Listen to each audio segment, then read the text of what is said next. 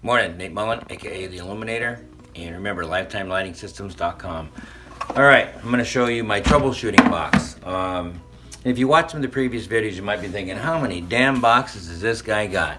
Well, depending on specific applications, I'm a firm believer in having multiple tools and multiple sets, so whenever I need to do anything, I never have to think about, oh my god, where did my last set of needle nose goes, or pliers, or strippers.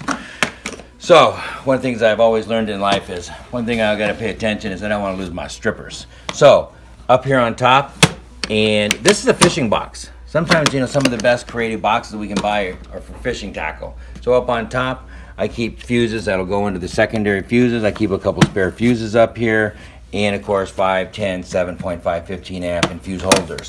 Alright, when I open up the box, I have everything that I need really for troubleshooting, to repairing, whether it be a whole assortment of different butt connectors and wire connectors and small connectors and big connectors. I carry other different specific things in this guy, specialty little crimps, specialty light bulbs, and then of course I carry a pair of strippers, a pair of crimpers, handiest crimping tool that there is, a couple screwdrivers, and I really like dielectric grease. And I really like this guy because it squirts out via the handle right here.